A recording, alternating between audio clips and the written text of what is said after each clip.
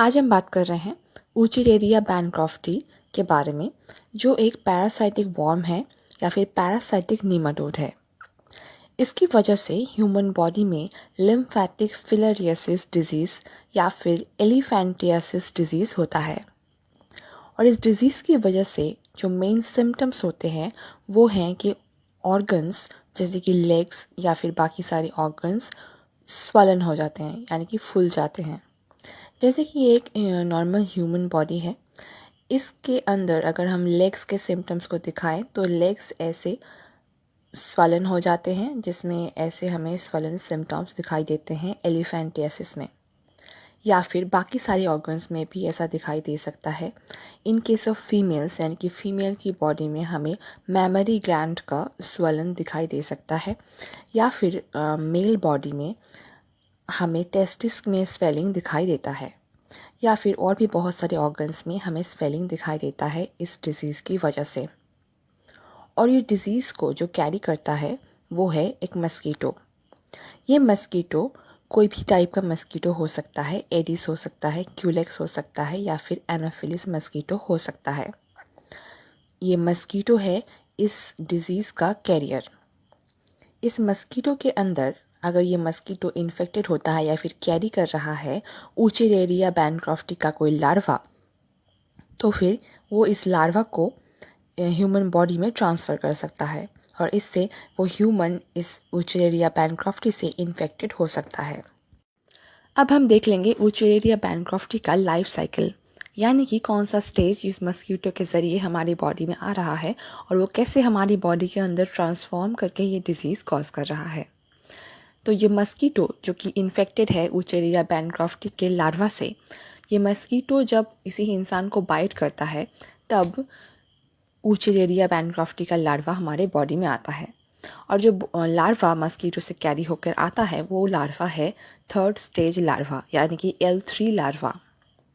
ये लार्वा हमारी बॉडी में जब मस्कीटो बाइट करता है तो हमारे स्किन के ऊपर डर्मिस में डिपॉजिट होता है। ये हमारा स्किन है, स्किन का ऊपर का जो लेयर है, ऊपर के लेयर में है एपिडर्मिस और उसके नीचे है डर्मिस, और डर्मिस लेयर में ब्लड वेसल्स और लिम्फ वेसल्स प्रेजेंट होते हैं ह्यूमन स्किन में।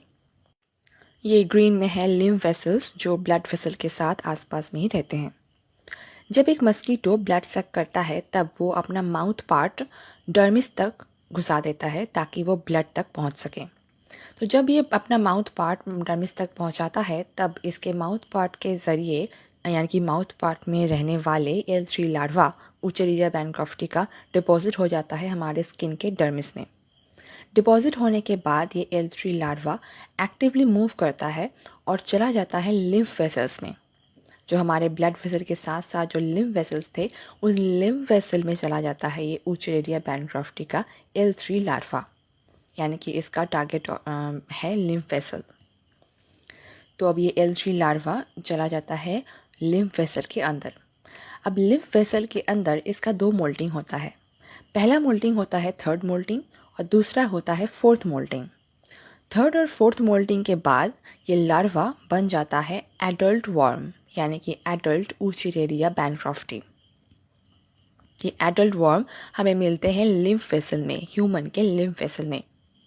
अब आगे बढ़ने से पहले हम थोड़ा सा जान लेंगे ये लिम्फ वेसल का क्या काम है और ये लिम्फ वेसल क्या करता है, और ये ब्लड वेसल के साथ हमारे लिम्फ वेसल का क्या रिलेशन है। तो एक तरफ है ब्लड वेसल और दूसरी तरफ है लिम्फ वेसल। ब्लड वेसल में छोटे छोटे पोर्स होते हैं, और ब्लड वेसल जो कैरी करता है वो है मेनली RBC और ब्लड प्लाज्मा। प्लाज्मा यानी कि जो वाटरी पार्ट होता है ब्लड का, ये दोनों मेन कंपोनेंट है जो एक ब्लड वेसल कैरी करता है। जब ब्लड में और ब्लड वेसल में कुछ छोटे छोटे पोर्स होते हैं, जब ब्लड में प्रेशर बहुत ज़्यादा बढ़ जाता है तब वो ब्लड वेसल के छोटे छोटे पोर्स से ब्लड प्लाज्मा ऊज आउट करने लगता है, यानी कि बाहर आने लगता है। और ब्लड वेसल के आसपास क्या है? ब्लड वेसल के आसपास है टिश्यू, यानी कि जो प्लाज्मा निकलता है वो टिश्यू में आ जाता है।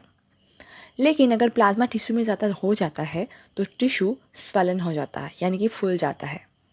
इसीलिए वहाँ पर प्रेजेंट होते हैं लिम्फ वेसल्स।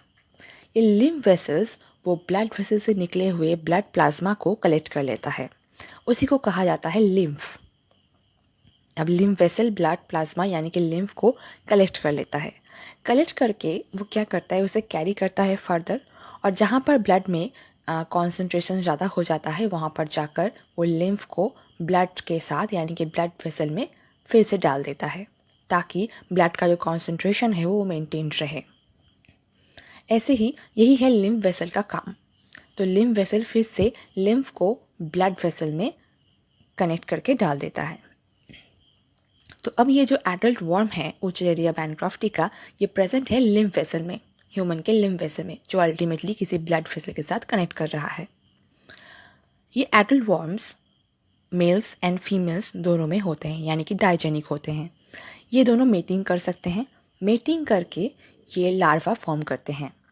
ऊचरेरिया बैनक्रॉफ्टी ओवोविविपैरस है, यानी कि ये जो लार्वा देता है इसके आउटसाइड में एक एग शीथ प्रेजेंट होता है। ये एग शीथ वाले लार्वा को कहा जाता है माइक्रोफिलरे, और ये लार्वल स्टेज है L1 लार्वल स्टेज। ये लिम्फ वेसल से ट्रैवल करके ब्लड वेसल में आ जाता है, और ये जो माइक्रोफिलरे है ये हमें ह्यूमन के ब्लड में देखने को मिलता है। रात को ये पेरिफेरल ब्लड में यानी कि सर्कुलेटरी सिस्टम में देखने को मिलता है, और दिन में सर्कुलेटरी सिस्टम के डीप में चला जाता है। इसे नॉक्टर्नल पीरियोडिसिटी भी कहा जाता है। जब कोई मस्कीटो हमारा ब्लड सक कर रहा होता है तब ये माइक्रोफिलरे उस मस्कीटो के बॉडी में जा सकता है। मस्कीटो के में गट में चला जाता है ये माइक्रोफिलरे। ये मस्कीटो के गट में पहुंच चुका है। मस्कीटो में गट में पहुंचने के बाद इसका L1 लार्वा का जो एग शीथ था वो शीथ डिज़ोल्व हो जाता है, यानी कि एक शीथ हो जाता है, शीथ डिज़ोल्व हो जाता है। डिज़ोल्व होने के बाद जो L1 लार्वा है वो ट्रैवल करके गट वॉल को इन्वेड करके पहुंच जाता है थोरैसिक मसल में, यानी कि मस्कीटो के थोरैसिक मसल में। मस्कीटो के थोरैसिक मसल में पहुंचने के बाद यहाँ पर होती है 2 मोल्टिंग।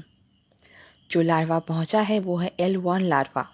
इसका 2 मोल्टिंग होगा, एक फर्स्ट मोल्टिंग और दूसरा सेकंड मोल्टिंग। 2 मोल्टिंग होने के बाद ये बन जाएगा L3 लार्वा, यानी कि थर्ड स्टेज लार्वा। और ये third stage larva thoracic muscle से ट्रैवल करके पहुंच जाता है मस्कीटो के माउथ पार्ट्स में, यानी कि प्रोबोसिस में। अब ये प्रोबोसिस में इन्फेक्टिव L3 लार्वा रहता है। जब ये फिर से किसी ह्यूमन को बाइट करता है तब ये L3 लार्वा उस ह्यूमन के बॉडी में ट्रांसफ़र हो जाता है और इस ह्यूमन को इन्फेक्ट कर देता है। अब सवाल ये आता है कि तो फिर ह्यूमन की बॉडी में ऐसे स्वेलिंग्स क्यों होते हैं इस डिज़ीज़ की वजह से? इसका रीज़न ये है कि लिम्फ वेसल्स में, जो लिम्फ वेसल्स हैं जो लिम्फ को कलेक्ट करते हैं, उनमें कुछ वाल्व्स होते हैं। इन वाल्व्स के खुलने और बंद होने की वजह से लिम्फ वेसल के अंदर जाता है और उससे ट्रैवल करता है। लेकिन जब कोई एडल्ट ऊचरेरिया बैनक्रॉफ्टी इस लिम्फ वेसल के अंदर प्रेजेंट होता है तब वो इन वाल्व्स को, यानी कि लिम्फ वेसल के वाल्व्स को डायलेट कर देता है। उसकी वजह से ये जो लिम्फ वेसल्स हैं वो टिश्यू से लिम्फ को कलेक्ट नहीं कर पाता है, यानी कि टिश्यू से लिम्फ को रिमूव नहीं कर पाता है। ये है एडल्ट ऊचरेरिया जो प्रेजेंट है लिम्फ वेसल में, और ये डायलेट कर रहा है इनके वाल्व्स को। इसकी वजह से कोई भी लिम्फ इस वाल्व के ज़रिए कलेक्ट नहीं हो पाता है। और उसके अलावा भी इस एडल्ट ऊचरेरिया के प्रेजेंस की वजह से इम्यून रिस्पॉन्स होता है, उसकी वजह से भी लिम्फ वेसल बहुत ज़्यादा डैमेज हो जाता है और कोई भी लिम्फ कलेक्ट नहीं कर पाता। अब लिम्फ टिश्यू में रह जाने की वजह से टिश्यू में स्वेलिंग नज़र आता है।